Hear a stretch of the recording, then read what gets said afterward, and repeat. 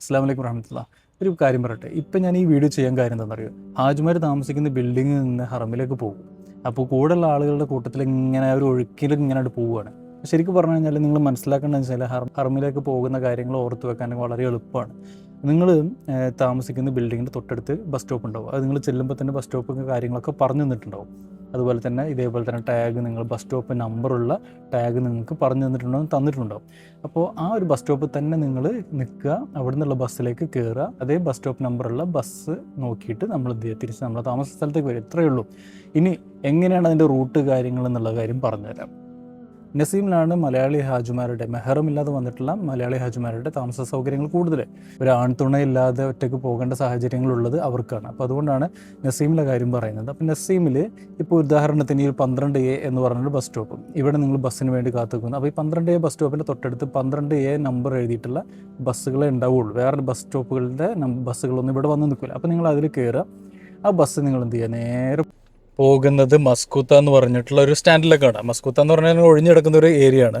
ഒരുപാട് ബസ്സുകൾ ഇവിടെ ഉണ്ടാവും. ഈ ഒരു മല കണ്ടില്ലേ, ഈ ഒരു മലയുടെ താഴെയായിട്ട് ഈ വലതുഭാഗത്തായിട്ട് ചേർന്നിട്ട് ഒരു ഗുഹയുണ്ട്. ആ ഗുഹ കടന്നിട്ടാണ് നമുക്ക് ഹറമിലേക്ക് പോകേണ്ടത്. അപ്പോൾ ഇതാണ് മസ്കൂത്ത എന്ന് പറയുന്ന ബസ് സ്റ്റാൻഡ്. അപ്പോൾ നിങ്ങൾ വന്നിട്ടുള്ള ബസ് ഈ ബസ് സ്റ്റാൻഡിലേക്ക് കയറും. ബസ് സ്റ്റാൻഡിൽ കയറി കഴിഞ്ഞാൽ എല്ലാവരും ആ ബസ്സിൽ നിന്ന് ഇറങ്ങും. എന്നിട്ട് ഈ വലതുഭാഗത്തുകൊണ്ട് ഈ മരമുള്ള അതിൻ്റെ അപ്പുറത്തെ സൈഡിലാണ് ഗുഹയുള്ളത് കേട്ടോ. ആ ഗുഹയിലൂടെ ആണ് അപ്പുറത്തോട്ട് നമ്മൾ ഹറമിലേക്ക് പോവുക. അപ്പോൾ ഇവിടുന്ന് കുറച്ച് ദൂരമുള്ള ഈ ഒരു ടണലാണ് കടന്നു കഴിഞ്ഞാൽ നമുക്ക് ഹറമിലെത്തി. അപ്പോൾ ഈ ഒരു വണ്ടികളൊക്കെ പോകുന്ന ആ റോഡ് ഉണ്ടോ, അങ്ങനെ പോയി കഴിഞ്ഞാൽ ഒരു ഗുഹ കാണാം.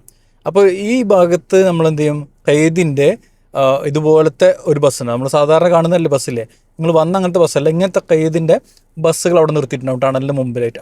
അതിൽ വന്നിട്ട് നിങ്ങൾ എന്ത് ചെയ്യുക, കയറുക. അങ്ങനെ ടണലിൻ്റെ ഉള്ളിൽ കൂടെ അങ്ങനെ പോകും. ഈ ടണൽ കഴിയുന്ന പാടെ ഈ ബസ് നിർത്തുട്ടോ. അപ്പോൾ നിങ്ങൾ മക്കാറിം എന്ന് പറഞ്ഞിട്ടുള്ള ഈ ഒരു ഹോട്ടലിൻ്റെ ഫ്രണ്ടിലാണ് ചെന്ന് ഇറങ്ങുക.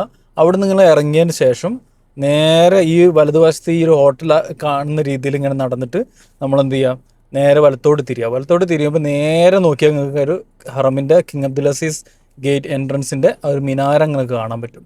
അപ്പോൾ ഈ ഒരു വഴിയിലൂടെ ഒരുപാട് പേരിങ്ങനെ നടക്കുന്നുണ്ടാവും. അങ്ങനെ നേരെ ഒന്നും നോക്കണ്ട, നേരെ പോവുക. നേരെ പോകുമ്പോൾ ഇങ്ങനെ പാലൊക്കെ കാണാം. ഈ പാലത്തിൻ്റെ അടിയിൽ കൂടെ എന്ത് ചെയ്യുക, നേരെ പോവുക. നേരെ പോകുമ്പോൾ ഞാൻ നേരത്തെ പറഞ്ഞ പോലെ തന്നെ അജിയാദിലേക്കാണ് എത്തുക കേട്ടോ. അപ്പോൾ ഈ അജിയാദ് എന്ന് പറഞ്ഞത് കിങ് അബ്ദുൽ അസീസ് 1-ാം നമ്പർ ഗേറ്റിൻ്റെ ആ ഒരു മുറ്റാണ്. അപ്പോൾ ആ ഒരു എൻട്രൻസിൻ്റെ ആയിക്കൂടെ ഇപ്പം നിങ്ങൾക്ക് കാണാൻ പറ്റും. ഇത് 1-ാം number gate, king Abdul Aziz gate ആണ്, എൻട്രൻസ് ആണ്, ഹറമിലേക്ക് കിടക്കുന്ന എൻട്രൻസ്. ഇതിൻ്റെ നേരെ ഓപ്പോസിറ്റ് സൈഡിൽ നിങ്ങൾക്ക് എളുപ്പത്തിന് മനസ്സിലാക്കാൻ പറ്റിയ ഒരു 3-ാം നമ്പർ ബാത്റൂം അവിടെ ഉണ്ട്. അതായത് ഇത് കിങ് അബ്ദുൽ അസീസ് എൻട്രൻസ്, ഇതിൻ്റെ നേരെ ഓപ്പോസിറ്റ് സൈഡിൽ 3-ാം നമ്പർ ബാത്റൂം. അപ്പോൾ നിങ്ങൾ നടന്നു വരുമ്പോൾ ബാത്റൂമിൻ്റെ ആ ഭാഗത്തേക്കായിട്ട് എത്തും. അങ്ങനെ അങ്ങോട്ട് എത്തിക്കഴിഞ്ഞാൽ പിന്നെ നേരെ എന്ത് ചെയ്യുക, ഉംറ നിർവഹിച്ചതിന് ശേഷം നിങ്ങൾ പുറത്തേക്ക് ഇറങ്ങുന്നത് എങ്ങനെ, നമ്മൾ ഏത് ഫ്ലോറിലാണെങ്കിലും പുറത്തോട്ട് ഇതേപോലെ ഒരു പാലുണ്ടോ, പാലത്തിൽ കൂടെയാണ് താഴോട്ട് ഇറങ്ങുക. അതായത് നമ്മൾ മറുവ മലയില്ലേ, സഴി പൂർത്തിയാക്കുന്ന ഒരു മല ഉണ്ടല്ലോ, അവിടെ നമ്മൾ വലത്തോട്ട് തിരിയുമ്പോഴാണ് പുറത്തേക്കുള്ള എൻട്രൻസ് വരിക. പിന്നെ അവിടെ നിന്ന് നേരെ നമ്മൾ എന്ത് ചെയ്യുക, ആ ഒരു പാലം അങ്ങോട്ട് ഇറങ്ങിക്കഴിഞ്ഞാൽ വലത്തേ ഭാഗത്തേക്കായിട്ട് ഇങ്ങനെ നടക്കുക. ഈ വലത്തേ ഭാഗത്തേക്ക് നമുക്ക് നടക്കുമ്പോൾ നേരെ നിങ്ങൾക്ക് ക്ലോക്ക് ടവർ കാണാൻ പറ്റും, ദൂരെ കാണാൻ പറ്റും ക്ലോക്ക് ടവർ. അപ്പോൾ ആ ക്ലോക്ക് ടവർ ലക്ഷ്യം വെച്ചിട്ട് നേരെ നടക്കുക. അപ്പോൾ വലത്തേ ഭാഗത്തായിട്ട് നീളത്തിൽ നമ്മൾ ചെയ്തിട്ടുള്ള ആ ഒരു ഭാഗം നമുക്ക് പുറമെ നിന്ന് ഇങ്ങനെ കാണാൻ പറ്റും. നീളത്തിലൊരു ബിൽഡിങ്, ഒരേ ഡിസൈനിൽ നിങ്ങളൊരു ബിൽഡിങ് കാണാൻ പറ്റും. അതേപോലെ തന്നെ നമ്മൾ ആ നടക്കുന്നതിൻ്റെ ഇടത് ഭാഗത്തായിട്ട് ഒരു മലയുണ്ട്, അവിടെ ഒരു ബിൽഡിംഗ് ഉണ്ട്, അവിടെയാണ് കൊട്ടാരമുള്ളത് കേട്ടോ. അപ്പോൾ ഈ ബിൽഡിംഗ് നമ്മൾ വലതേ ഭാഗത്തായിട്ട് വെച്ചിട്ട് എന്ത് ചെയ്യുക, നമുക്ക് നേരെ നടക്കുക. നമുക്ക് അവിടെ കുറേ കാര്യങ്ങൾ നമുക്ക് പെട്ടെന്ന് നോട്ട് ചെയ്യാൻ പറ്റുന്ന കുറച്ച് കാര്യങ്ങളുണ്ട്. അതായത് നമുക്ക് റസൂലുള്ളാഹി സ്വല്ലല്ലാഹു അലൈഹി വസല്ലം പള്ളീൻ്റെ ഉള്ളിലേക്ക്, മസ്ജിദുൽ ഹറമിൻ്റെ ഉള്ളിലേക്ക് പ്രവേശിച്ചിട്ടുള്ള ബാബുൻ നബി എന്ന് പറഞ്ഞിട്ടുള്ള ഡോർ കാണാൻ പറ്റും. കുറച്ചും കൂടി മുമ്പിലേക്ക് നടക്കുമ്പോൾ സഫ മർവേൻ്റെ ഒരു ഭാഗം കാണാൻ പറ്റും. ഇങ്ങനെ നമ്മൾ അതൊക്കെ വലത്തെ ഭാഗത്തായിട്ട് കണ്ടിട്ട് ഈ പാലത്തിൻ്റെ അടിയിൽ കൂടെ ഇങ്ങനെ മുമ്പോട്ട് നടക്കുമ്പോൾ ദൂരെ നിങ്ങൾക്ക് ക്ലോക്ക് ടവർ ഇങ്ങനെ കാണാൻ പറ്റും. അപ്പോൾ ക്ലോക്ക് ടവർ നോക്കിയിട്ടാണ് നടക്കുക. പിന്നെ ക്ലോക്ക് ടവർ മുമ്പിൽ കണ്ടു കഴിഞ്ഞാൽ പിന്നെ എന്താ ചെയ്യേണ്ടത്, ക്ലോക്ക് ടവറിൻ്റെ ചേർന്നിട്ട് നമുക്കൊരു ഗ്ലാസ് ഇട്ടൊരു ബിൽഡിംഗ് കാണാൻ പറ്റുന്നുണ്ട്. നിങ്ങൾക്ക് കാണാൻ പറ്റും ഗ്ലാസ് ഇട്ടൊരു ഭാഗം ഇടത്തേ ഭാഗത്ത് കണ്ടില്ലേ, അതിന് നേരം ഫ്രണ്ടിലാണ് ഈ 3-ാം നമ്പർ ബാത്റൂം ഉള്ളത്. അപ്പോൾ 3-ാം നമ്പർ ബാത്റൂം കിട്ടിക്കഴിഞ്ഞാൽ ആ 3-ാം നമ്പർ ബാത്റൂം വലത്തെ ഭാഗത്തേക്ക് നമ്മൾ എന്ത് ചെയ്യുക, നേരെ വഴി കൂടെ തന്നെ നേരെ നടക്കുക. നേരെ നടക്കുന്നത് നിങ്ങൾ ബസ് ഇറങ്ങിയിട്ടുള്ള ആ ഭാഗത്തേക്ക് തന്നെയാണ്. അപ്പോൾ 3-ാം നമ്പർ ബാത്റൂം ഇതാട്ടോ. അപ്പോൾ ഇവിടെ നിന്ന് ഒന്നുകൂടി ഞാൻ പറഞ്ഞുതരാം. അവിടുന്ന് വലത്തെ ഭാഗത്തേക്ക് നോക്കിക്കഴിഞ്ഞാൽ നിങ്ങൾക്ക് കിങ് അബ്ദുൽ അസീസ് എൻട്രൻസ് കാണാൻ പറ്റും. അത് 1-ാം നമ്പർ ഗേറ്റ് ആണ്.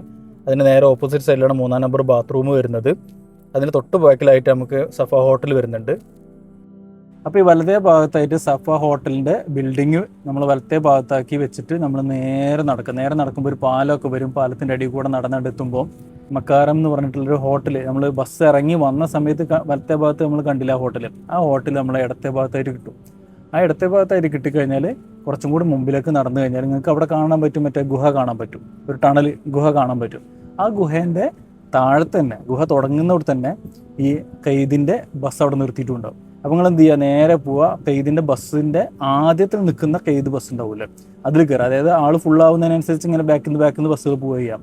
അപ്പോൾ ആദ്യത്തെ ബസ്സിൽ കയറുക. ബസ് പിന്നെ എടുത്ത് പോകുന്ന നേരെ നമ്മൾ എന്ത് ചെയ്യാം, മസ്കൂത്ത എന്ന് പറഞ്ഞിട്ട് നിങ്ങൾ ആദ്യം വന്നിട്ടുള്ള മസ്കൂത്ത, അതായത് ആ ടണൽ, ആ ഗുഹ കടന്നു കഴിഞ്ഞാൽ മസ്കൂത്ത സ്റ്റാൻഡ് എത്തി. ആ സ്റ്റാൻഡിൽ വന്നിറങ്ങി കഴിഞ്ഞാൽ പിന്നെ ശ്രദ്ധിക്കേണ്ടത് നിങ്ങളെ റൂമിൻ്റെ അടുത്തുള്ള ബസ് സ്റ്റോപ്പ് നമ്പർ ഏതാണെന്നുള്ള എപ്പോഴും ഓർമ്മ ഉണ്ടാവണം. അപ്പോൾ ആ ബസ് സ്റ്റോപ്പ് നമ്പർ എഴുതിയിട്ടുള്ള ബസ് അവിടെ ഉണ്ടാവും. ബസ്സിൻ്റെ ഫ്രണ്ടിലും ബാക്കിലും ഈ നമ്പർ എഴുതി വെച്ചിട്ടുണ്ടാവും.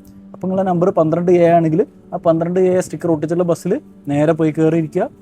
നിങ്ങൾക്ക് എളുപ്പത്തിൽ നിങ്ങളെ ബിൽഡിങ്ങിലേക്ക് എത്താൻ പറ്റും. ഒരു വഴി തെറ്റിലും ഒരു പ്രശ്നങ്ങളും അവിടെ ഉണ്ടാവില്ല.